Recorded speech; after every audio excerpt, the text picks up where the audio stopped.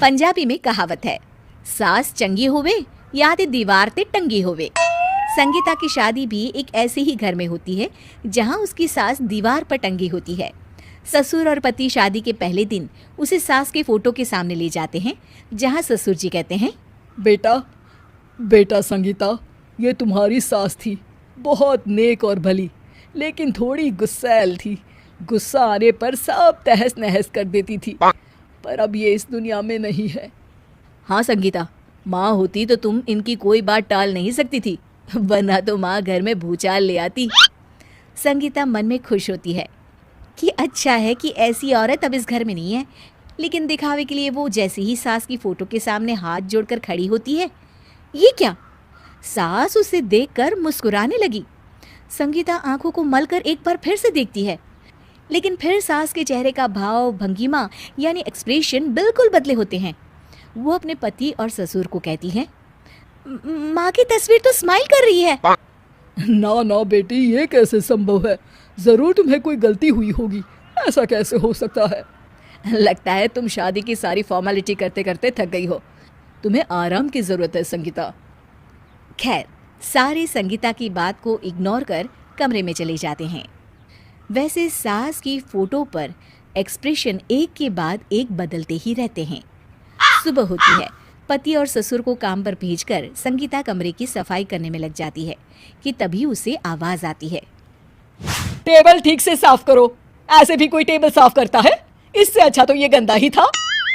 किसी औरत की आवाज सुन संगीता दंग रह जाती है और सोचने लगती है कि आवाज कहाँ से आई।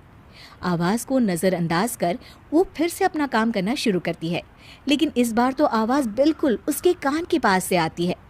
मेरा घर है ये, जब तक मैं थी चमका कर रखती थी, हर एक चीज शीशे की तरह थी। तुम्हें तो ना सफाई आती है ना कुछ पता है। क्यों तुम्हें मेरे घर की जिम्मेदारी दे दी गई है? पता नहीं तुमने मेरे बेटे को क्या दिखाई दिया। मैं होती तो एक से बढ़कर एक लड़कियों की लाइन लगा देती। अब संगीता को समझने में देर नहीं लगी कि ये आवाज किसी और की नहीं बल्कि उसकी सास की है, जो दीवार पर टंगी है। वो उसके पास जाती है और कहती है, नमस्ते सासू माँ, मुझे तो कल ही लग रहा था कि दीवार में कुछ काला है। वो दीवार नहीं, दाल होती है पगली। सही पकड़े हैं सासू माँ। तो क्या हो गया आपको जो आप यहाँ भी चैन से नहीं बैठी हैं? सुना मैंने आपका व्यवहार काफी गुस्से वाला था। चुप रह तू, ज्यादा बकर बकर ना कर। घर का काम करना तो आता नहीं, आई है मुझसे बहस करने। हाँ देखिए सासू माँ, मैं आपसे साफ साफ कह देती हूँ, मुझसे पंगा लेने की कोशिश मत करिएगा। तभी पीछे से संगीता का पति आता है। अरे संगीता, किससे बात कर रही हो? कौन है वहाँ? संगीता की सास की फोटो फिर से पहले जैसी हो जाती है। आपकी माँ से कह रही थी कि मुझे काम करना आता। अरे संगीता, माना सास के ताने हर बहू को अच्छे लगते हैं, लेकिन यहाँ तो माँ है ही नहीं, तुम तो फोटो से ही। तुम भी लाजवाब हो संगीता।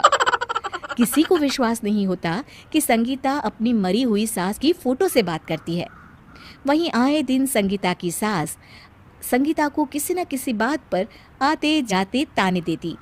संगीता को भी अब सास के तानों और उनसे बात करने की आदत हो गई। वो कभी खानदान की कहानी तो कभी तीज त्योहार कैसे मनाए या किसी व्यंजन की रेसिपी सास से ही पूछती। सारा दिन घर में अकेली संगीता की सास अब उसके लिए तानों के साथ पक्की साथी की तरह भी रहने लगी थी, जो किसी और को नहीं बल्कि संगीता को ही सुनाई देती।